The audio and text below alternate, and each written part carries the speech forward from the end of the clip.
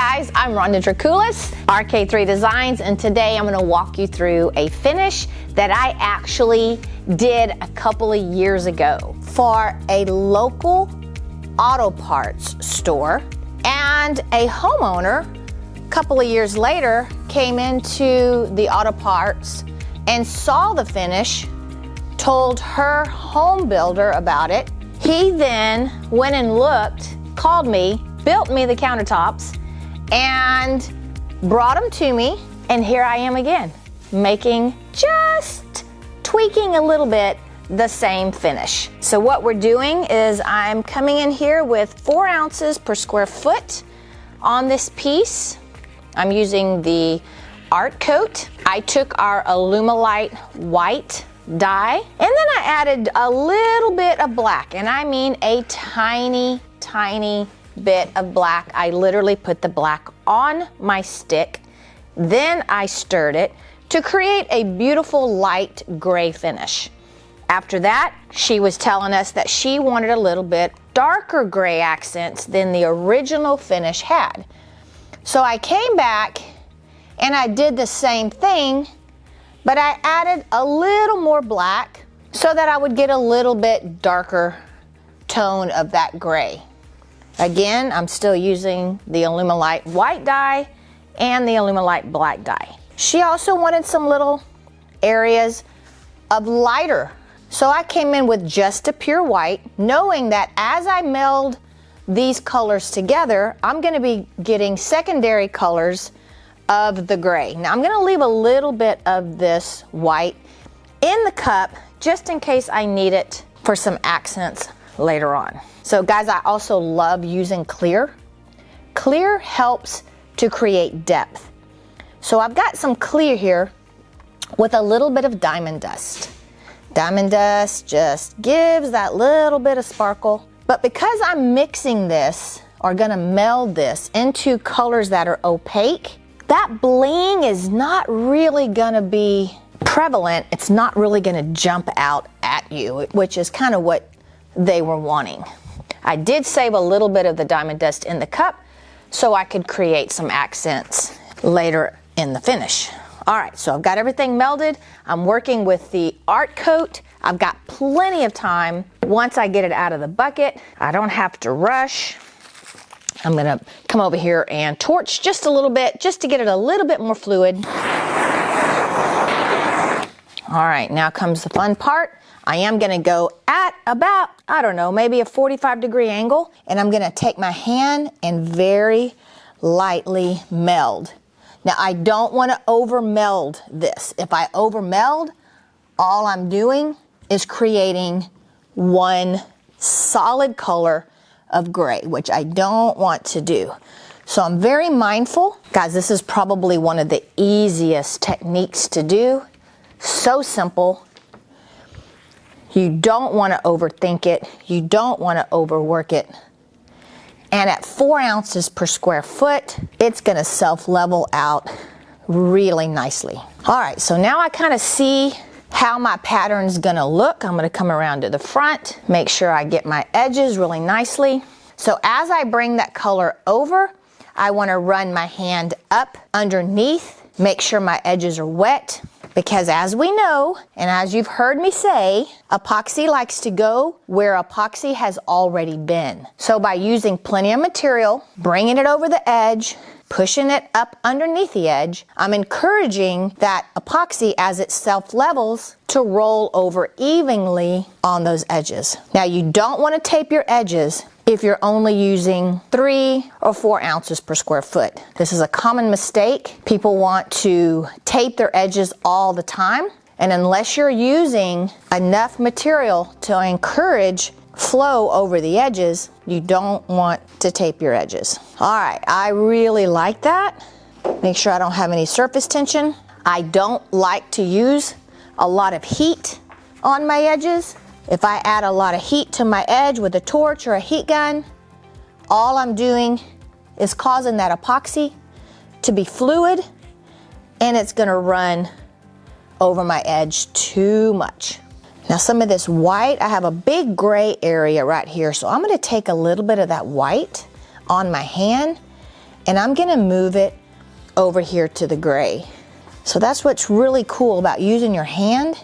You can pick it up and move it wherever you think you may like it. Now I don't like this one solid line of gray here, so I'm gonna pick up a little bit of that gray and move some of that dark gray over here. Now I'm barely touching that surface. I'm not pushing down so that my hand touches the substrate. I'm just sort of picking up what's on the top and very slowly melding it. What I'm trying to avoid is making sure I don't have stripes, measured stripes. We don't want to do that. We don't want it to look patterned. So it's always a really good idea to take a step back from your piece. Don't get locked into just looking over it from one angle. Take a step back, maybe take a step and look at it from the front as you would if you walked into a room. And that's gonna really give you more of an idea of what it's gonna look like. I'm really liking that now. I'm not seeing one area that's jumping out to me too much. In my original piece, I had a little bit of blue earth, and it was absolutely gorgeous. But she did not want a lot of that blue in this piece. And also back then, we did not have a product called Fuzion Spray. And the Fuzion sprays are absolutely amazing. What it is, it's the mica powders. Same mica powders that we use to tint our epoxy is now in a can, and it's compressed with isopropyl alcohol. It allows me to put my mica powder exactly where I want it. And a bonus is that it pops bubbles at the same time. So we shake it up just a little bit, and then I'm gonna come over and I'm just gonna add a little bit, and it's a very light hue. I'm not putting a lot. I'm not holding it and letting it be really concentrated. I'm just sort of adding it ever so often, just to give a hint of the blue. I love that. Now I can go back in there and remeld it, or I can just let it sit on the surface and kind of do its thing. I think what I'm gonna do is I'm gonna come in here. So I'm gonna come in here with a bondo spreader, probably one of my favorite little tools. And I'm just gonna go right over where I moved that blue and just very lightly blend it in. You can see as I move that bondo spreader in, it kind of concentrates that blue. Oh my gosh, that's really pretty. I love that. I love the Fuzion because I can decide exactly where I put it and exactly how much I want. And by kind of gliding the bondo spreader over the top and pushing it where I want. Look how beautiful that is with that diamond dust coming up through there. Remember, that was the clear pocket that we put, and that's why I love this, because it just gives such beautiful depth. Now I do like to kind of let my epoxy set up just a little bit before I start adding the Fuzion, because if I add it immediately, my epoxy's still really fluid and it's gonna move, but this is just beautiful. I love it. All right, so in the original, we also had some veins, and I made the vein color with our brown opaque dye, and then I added just a tiny, tiny little bit of black opaque dye. What that did, it kind of warmed it up, gave me more of a dark chocolate color. It's gorgeous. They wanted to do that because they wanted to bring in the colors of their wood floor into the countertop. All right, so here we go. Again, I don't want to look like it's really stripy. So I'll come in, start on this side. Don't always start from the same side, because what'll happen is, again, you can make it look very man-made.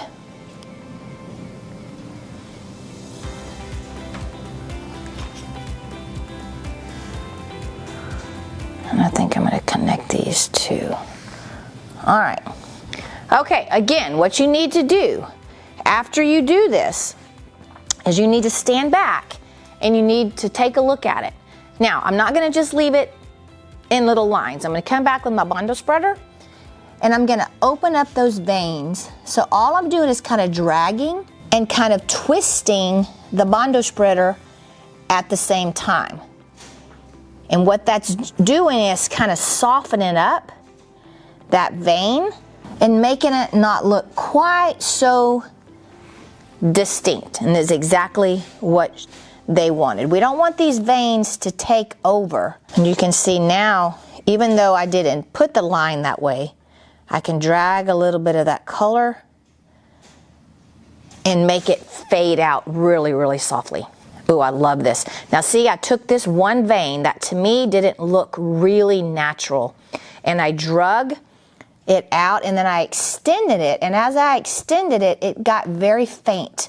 And then I brought another little piece here and then kind of drug it off. So I took one vein and I've split it up 3 different ways and really made it look a lot more natural.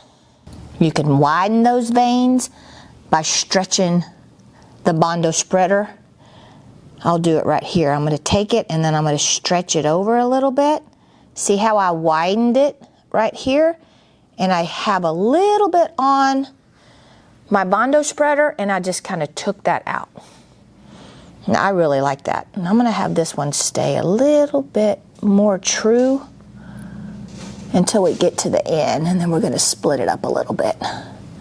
I've never really been a huge fan of big veins, but if they're done correctly, they're absolutely gorgeous.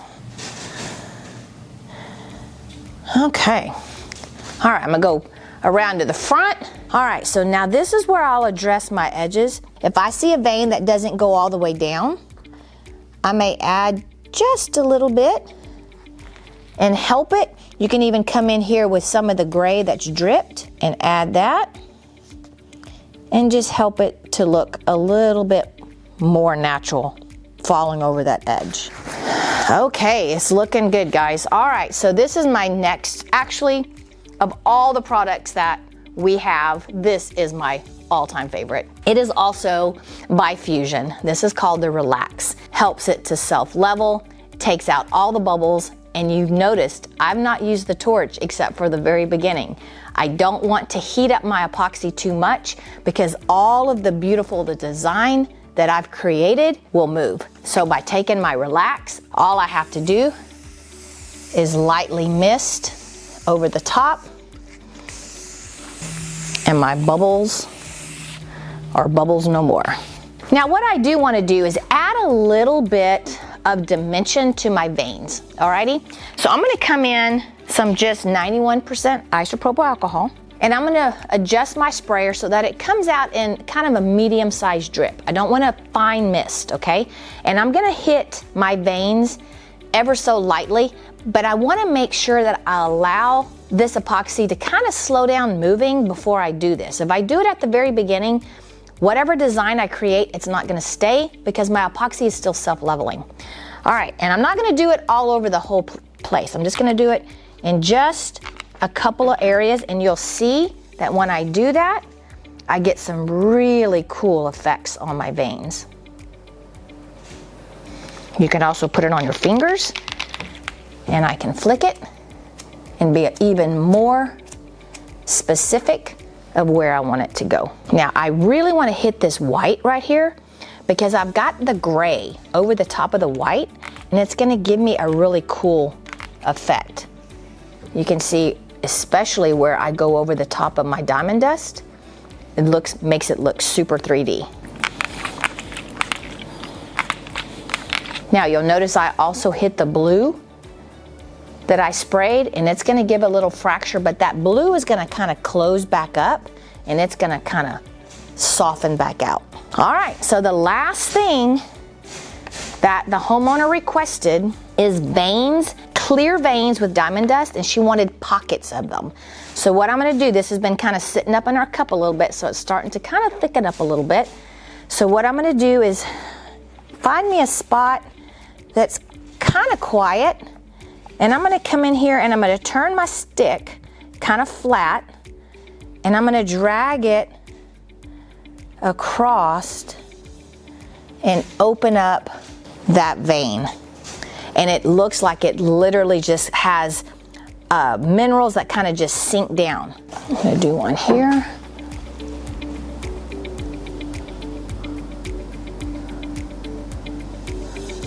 There we go. I'm gonna kind of drag this a little bit in the vein. There we go. Ooh, that's pretty. Now with the leftovers, I'm gonna come out and put now some very, very small, almost little fractured veins.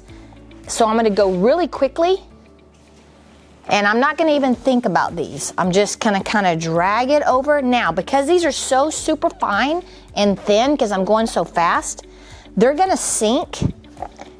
And in an hour or so, they're gonna be so faint that it's gonna look like there's natural cracks in the piece. So it's almost like a natural stone that has like little fractures or little fault lines in it.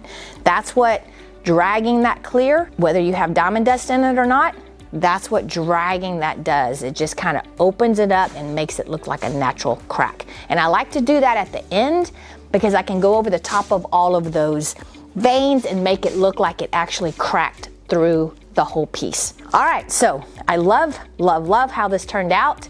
I can give it one more quick spray with my Fuzion. Guys, this is fantastic. I think it looks good.